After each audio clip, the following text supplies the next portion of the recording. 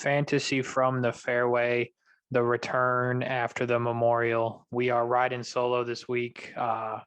Jenkins Jr., that guy has more PTO than anybody I know. He's using more of it this week for the Palmetto Championship, a new event taken over for the RBC Canadian Open, which has not been played in 2 years. Who knows when it'll get played again, which I don't understand since the Montreal Canadiens are in the hockey playoffs and are about to play an American team, but, it doesn't matter. So that's where we're headed this week. Let's look at the picks from last week. We got a lot to digest here. Matt Wallace is bad. If you played him, I'm sorry. I didn't see it coming. Siwoo Kim, good. A lot of people were against Siwoo Kim. I was one of the few I saw out there that was for him. He did well. Dylan Fratelli, we knew was going to get cut. And Billy Horschel. Jenkins Jr. not here to defend himself, so we're just going to throw some shade his way. 67th out of 67 people that made the cut. Really, really bad there. But he's 4 points ahead of me now. He did send in a pick this week. We'll get to that at the end per the usual, but that's what it looked like last week. Obviously, Patrick Cantlay wins his second Memorial Tournament. Kind of, in most people's opinion, he came in second due to what happened with John Rahm. Pretty surreal thing to see there coming off 18 on Saturday. In my opinion, like many others, should let him play by himself on Sunday. He cost that man over $1.5 million. He cost him another win on the PGA Tour. He looks like he could be an all-time great if he could just win some majors. And you took a win away from him if you're the PGA Tour. So something's got to change. Obviously, COVID is a serious thing, but something has to change there. A lot of players were also disgusted with what they saw, and they shared their thoughts on Instagram and Twitter, including our guy Dylan Fratelli. He thought he should play by himself. So those are my thoughts. I think those are most people's thoughts. If your opinion differs, leave a comment. Let me know. I'd love to hear it. Jenkins Jr. feels the same. Believes he should have played it by himself on Sunday in a hazmat suit if he had to. But yeah, interesting turn of events at the Memorial. Nothing here changes, as you see. We're off to Conagry, I believe, Golf Club. Par 71, 76, 85. I've seen different yardages, but that's what I found. Like I said, it's a first-time event. Bermuda grass greens, and the Europeans are believed to have an advantage due to the type of course in which this is. It fits a lot of courses that are over in Europe. So that is just what I've read and found that they're believed to have an advantage here. There's a lot of guys that I'm sure if you're watching this video, you have seen their names on other videos. Ian Poulter, Tommy Fleetwood, Rafa Cabrera-Bello, all are favorites of a lot of other DraftKings experts. We'll get to them when we get to them in the rankings, but that's what we're looking at this week. The previous three winners, we have none. We didn't change the picture because we didn't feel like it because the Memorial has just a good backdrop. But these are what we were looking at. Driving distance, off the tee, sand safe, percentage, greens regulation. That's all we have. Anybody you watch this week, it's pretty much just a guess. And that's what I have. A lot of this is based on how they've been recently. But this is a long course. I read somewhere that it is the longest par 71 ever played on the tour. Don't quote me, but that's what I read. So if that is the case, I like driving distance and I like off the tee here. Sand safe percentage is due to the fact almost every hole has sand around the greens. So if you don't hit the green, which is why we have greens regulation, that's why we have sand safe percentage, because if you're off, you're going to be in the sand. The fairways are a little bit bigger than tour average, so it won't be tough to be in the fairway, but you got to be on the green. That's what we've come up with. Here we got 10K and above, and guys, this is a horrible field if you don't already know. The last zero on Fitzpatrick supposed to be a end bracket, but you get the idea. It's a bad field, like I said. You're going to see fairly quickly that this is not a good field if you don't already know. So some of you are going to have to swallow pride to roster some of these guys that are super expensive that shouldn't be, but that's neither here nor there. We'll get to it. Start with the 10K, though. Dustin Johnson at the top. 9th in driving distance, 22nd off the tees, 50th in sand saves, and 46th greens in regulation. Really like DJ here. This is home state as well. You'd imagine he knows this golf course. I have no actual knowledge of that, but that's just my guess. Really like DJ here, even at the 11-4 price, because you'll see when we get to the 7K and 6K, you might as well have the guys you've heard of. Terrell Hatton, I have him next here due to the price. He's the cheapest 10K player. He hasn't missed a cut since the Players Championship, but he hasn't played that much, at least on the PGA Tour. But I like him because of price here. He's going to hit the green. He's 29th off the tee, like Terrell Hatton. Brooks Koepka is interesting here because the stats line up. He's 7th driving distance, 17th driving distance, 20th off the tee, and 35th greens in regulation. So there's no real reason to hate Brooks here other than it's, just a regular old tournament, and those seem to not go well for Brooks. He will want to be in form for next week, but I think his game fits. It's just how locked in will Brooks be at 11-1. I'd imagine a lot of people are going to have him because you've heard of him, but it's risky, I think. And Fitzpatrick just has not been good for me. I can't spend 10-4 on him here. He missed the cut last week. He was good at the PGA Championship, but then he missed the cut at the Byron Nelson. Before that, he's outside the top 103 of the 4 stats we looked at. Just can't spend the 10-4 on Matt Fitzpatrick here this week as we go to the 9K. Starts with Harris English. He's top 100 all the stats, but he does nothing really great. His last 3 finishes, 64th, 13th, and 43rd. He's not super long off the tee, but he's not super short either. I just can't spend 9.9 on Harris English right here. Just can't do it. Sung J M, 7th, strokes gained off the tee, 15th, sand saves, 39th, greens in regulation. He has missed 3 of his last 4 cuts, which is interesting. I think that's going to help in the ownership percentage here. I have a feeling. I just have a feeling on Sung J M. I like him. That's just how I feel. Tommy Fleetwood, like we said, a lot of the Europeans are getting some love. Tommy Fleetwood is one that I've seen his name multiple times on some other sites and whatnot. He has not been good in America. Let's just put it how it is. Not been good in America. He's been better on the European Tour as of late. He's really good out of the sand. So there's that. I think you could play Tommy Fleetwood, but there is risk there because it's America. That's what it boils down to. And Tommy Fleetwood does not play that good in America. Maybe this will be the week that he changes that luck. Ian Poulter's the interesting one here. A lot of people like Ian Poulter this week at $9,200. He is coming off a 3rd place finish at the Charles Schwab Challenge, 30th at the PGA Championship. Before that, 94th at Wells Fargo. So throw that one out. 21st Valspar, 48th RBC Heritage, 26th Masters. So he's been good. Here's the thing.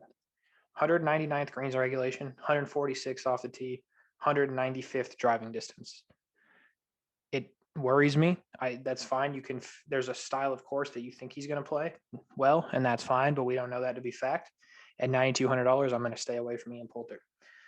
Patton Kizzire, he's bad off the tee and out of the sand. However, he's good greens in regulation, and he's good driving distance. His last 3 starts, 3rd, and 89th. So you throw the 89th out, you might have a pretty solid option here with Patton Kizzire. I don't love him because there is that risk that he's horrible. And at $9,100, I can't really advocate for that, but he's been good of late, minus the Memorial last week. But the Memorial is a tough golf course, so I think you should consider Patton Kizzire.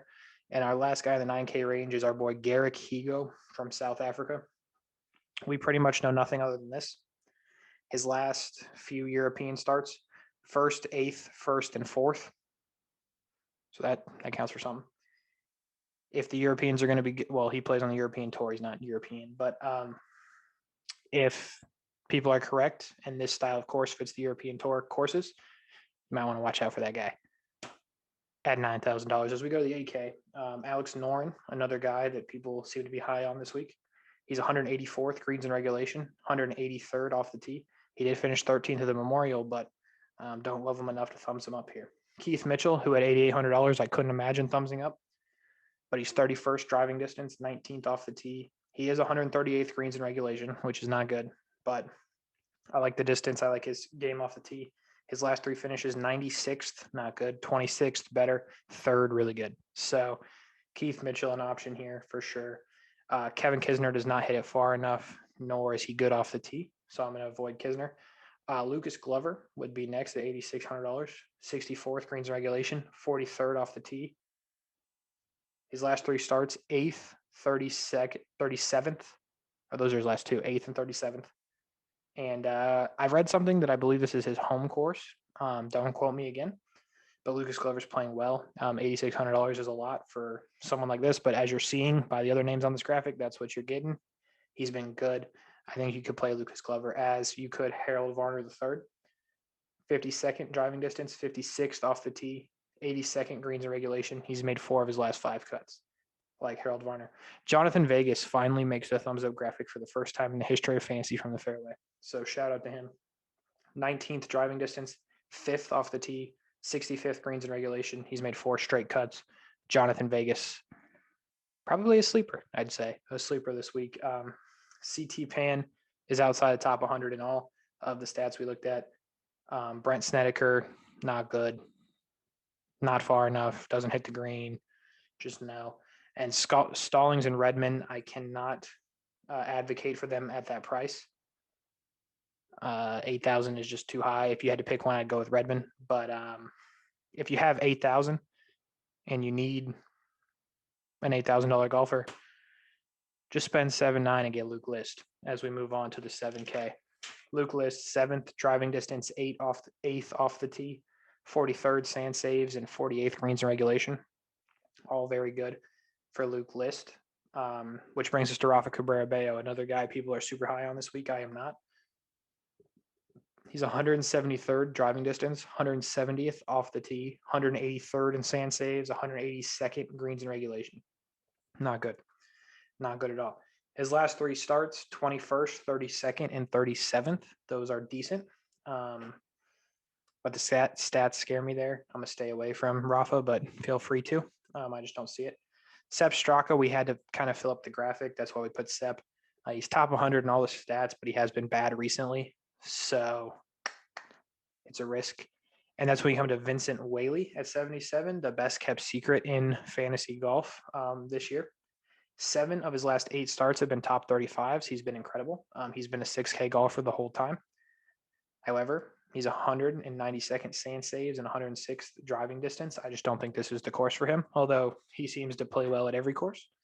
But I think people have caught on to him now, and you're probably looking at high ownership in this field. I just think you should avoid him. Here, Ben Martin is another guy I've seen a lot of intrigue about. He is 63rd off the tee. His last 2 finishes are 11th and 26th. So I think he is playable. I'm not going to thumbs him up, but I think Ben Martin's playable. Seamus Power is in the field. Finished 8th at the Byron Nelson. That's what we got on him. Which brings us to Eric/Frederick Van Rooyen. He's been awful, including at the PGA Championship when he broke his club and something else, smashing it. I just forget what it was. However, he's 51st driving distance and 81st off the tee. He played a lot on the European Tour before coming over here. I think you could take a flyer on Van Rooyen. It'll probably be the only one, but I think he has upside due to his distance. Bo Hoag, $7,500. If you've been watching this for a little bit of time, you know how much we love Bo Hoag here. We gave up on Bo Hoag because he was not playing good golf. But he's back now after a very nice 13th finish at the Memorial last week. He's 61st off the tee, 37th greens in regulation. Definitely Bo Hoag is playable here. He was playing well. He's hopefully comes back into it and gets a chance to be in the FedEx Cup playoffs. But Bo Hoag, we like him. Vaughn Taylor, we don't. He's 201st driving distance, 189th off the tee, 153rd greens in regulation. We don't hate Nick Taylor in the middle of this 7K range. He has 3 straight made cuts. We don't love him. We don't hate him, but we think he's playable, Nick Taylor. Our boy Uline at $7,300. 203rd greens in regulation, 192nd off the tee. I'll pass. Which brings us to Bronson Burgoon at $7,200. Love Burgoon here. If the stats are right, this guy's going to be good for $7,200. Tied 77th driving distance, tied 66th off the tee, 56th sand saves, 49th greens in regulation. He finished 13th to the Byron Nelson. Burgoon, good option. We like Burgoon. If you don't like Burgoon, that's fine. We also have Patrick Rogers at $7,200, who's 89th greens in regulation, 79th off the tee, and 30th driving distance. 2 decent options at $7,200. Adam Schenk is back. We like Schenk. We like Schenk a lot in the beginning of the Fantasy from the Fairway days. And now we like him again here. 70th greens in regulation, 76th off the tee, 87th driving distance, made 4 of his last 5 cuts. Schenk is an option. Brian Stewart at $7,100 is not. 200 driving distance, 136 off the tee, 90-second greens in regulation. He's just not going to get it out there far enough for me this week. Which brings us to, I don't want to say this guy's name wrong, so Joseph, that's what I thought. Wanted to call him Joseph, but I didn't want to disrespect old Joseph at $7,100 this week. He's 26th driving distance, 53rd off the tee, 30th greens in regulation, and finished 7th at the Byron Nelson. Again, you got to look for value here. He's been good recently. Hits it out there far enough. Hits some greens. Bramlett, we're rolling. Danny Lee is the most surprised thumbs up graphic of all time. Vegas and Lee. If only Jenkins Jr. was here to get too bad he's on that damn PTO. We think he's in Cabo, but unconfirmed. Anyway, he's missing out on Danny Lee being 70th driving distance, 55th off the tee, and 60th out of the sand. So, Danny Lee. People also at $7,000, I've seen a lot of Satoshi Kodaira. A lot of people are on him. His last two finishes are 11th and 13th. The stats are not good. So I think the amount of times I've seen his name, I think he's going to have high ownership. I think a solid option next to him would be Danny Lee. The only reason people are going on Kodaira is because he's been well recently. Danny Lee has the stats to back up that he should be okay here if we have the stats right. So Danny Lee over Kodaira here. As we move to the 6K, we start off with Spankin' Hank and Loboda. He's back. In a weak field, he's still in the 6K. The disrespect is real, but it is what it is. 29th greens in regulation, 97th out of the sand. He finished 17th at the Byron Nelson and had a nice finish at the Valspar. Spankin', Hank, and Loboda. We love Hank. I want to mention this. John Pack is back. The Florida State graduate, I believe now, hopefully, or at least he's done with his time at Florida State. He was the low-am in the U.S. Open last year, and he is now, I guess, on to the PGA Tour, or at least with the sponsors exemption. He's been really good in college golf. He was good in the U.S. Open, 6,900. John Pack, you could take a flyer. Putnam and Percy for me at 69. Not enough distance, not good enough off the tee, which brings us to McCumber, who's 16th in driving distance, 63rd off the tee, and 129th in greens regulation. McCumber usually doesn't blow up. If he misses the cut, it's always usually pretty close. So I think he will make this cut because of his distance, but McCumber a decent option. As we move on to per the usual, Ches Reavie, a no. And this time we firmly believe it. Ches Reavie doesn't hit it very far off the tee. So we're going to stay away from Ches. Things are getting interesting at this point as we have Campos and Spawn thumbs up. Spawn is 102nd off the tee, 50th in greens in regulation. His last two finishes, 18th and 47th. So we're thinking maybe on JJ Spawn. Campos has better stats, 76th driving distance, 58th off the tee, 129th greens in regulation. So both options at 66. Tyler Duncan, we try not to thumbs down Tyler Duncan. He's not a friend of the program, but we like Tyler Duncan here. But he has missed his last three cuts.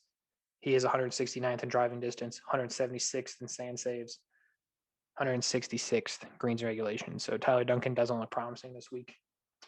Michael Gillick at $6,500. He's tied 68th driving distance, tied 77th in sand saves, 90th greens regulation. He's made 3 of his last 4 cuts. Good option at $6,500. Aaron Badley has been bad on the Corn Ferry Tour, which means that can't translate well to the PGA Tour. And Appy Barnrat is just not any good. 6-4 to 6-0. If you've heard of any of these people, congratulations. We start with Sean O'Hare, 69th greens in regulation, 87th driving distance, 39th at the Byron Nelson, and 37th at Wells Fargo. So not bad for $6,400. 63, we got Bryson, Don't Call Me DeChambeau, or Brooksy Nimmer. He is from the area of said tournament. He has back-to-back top 25 finishes on the Corn Ferry Tour, and he finished 39th at the Puerto Rico Open. Is all the information we have on Bryson Nimmer. DJ Trahan at $6,200 is 95th in greens in regulation. He's made back-to-back cuts, and he's the only regular in this price point. Regular as in he plays more than just like once a year. So Trahan. Ben Taylor at $6,100 is from England. That's all we have on Ben Taylor. And at $6,000, we have Derek Ernest. He's made 3 straight cuts on the Corn Ferry Tour. That's all we have on Derek Ernest. We're to the picks. We'll start with Jenkins Jr., who sent in his pick. He said, I've never felt more strongly about a pick than this one. And he picked CT Pan. We're not sure why, but he's going with CT Pan.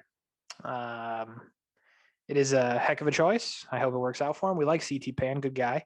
I just don't like him this week. So, we'll have to see. He's a good 300 or so FedEx Cup points ahead of me. So he knows what he's doing, and I obviously do not. But I'm looking to get back in it, and that's why I'm going to take Dustin Johnson this week. I think the distance, I think everything will play out. He has not been great as of late. He wants to turn that around before the last 2 majors and to defend his FedEx Cup title. So give me Dustin Johnson to win in his home state.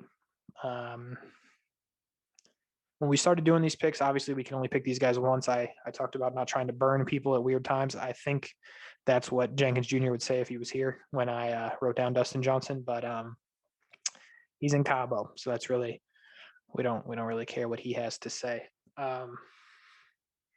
In that regard, at least, we'd love to know how Cabo has never been. He's a big supporter. As we look for a top 25, for me, it is going to be the boy Bronson Burgoon.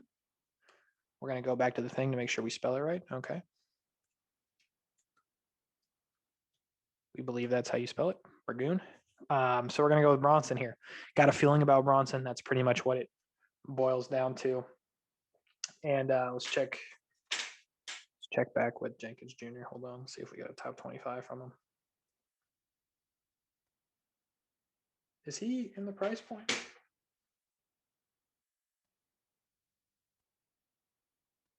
Huh? He goes with Eric Van Rooyen. He's obviously in the price point. I don't know why I had to check that. So those are the picks. I'm going to go with Dustin Johnson and Bronson Burgoon. Jenkins Jr., who is on vacation this week, is going with CT Pan and Eric Van Rooyen. And that's going to do it. Fantasy from the Fairway. Pretty quick video here. But, I mean, it's a pretty interesting field. Did not take a lot to put this one together. We hit the highlights. We did not tell you about every player in the field in the 7 to 6K range because most of them, even some of the people I've talked about, you've probably never heard of. And I didn't want to spend the rest of my Tuesday telling you about people that I've never heard of, which is pretty tough because I watch a lot of golf. But so, yeah, like, comment, subscribe, let us know what you think of the picks, the options, and let us know what you think about what happened to John Rahm. Obviously, a big week next week, this week, just a casual week. This event taking place only 2 hours from my house, but not selling tickets on practice days, unfortunately. Hopefully, the tour does not take a step back with the John Rahm COVID-19 positive test. Saw pictures from the memorial. Looked like a lot of fans were out there enjoying their time watching the Pro-Am, which included Steph Curry. So that's cool for the fans that got to see that. But that'll do it. For Jenkins Jr., the third, who sent in the picks of CT Pan and Eric Van Rooyen, and for yours truly, we will talk to you next week. See ya.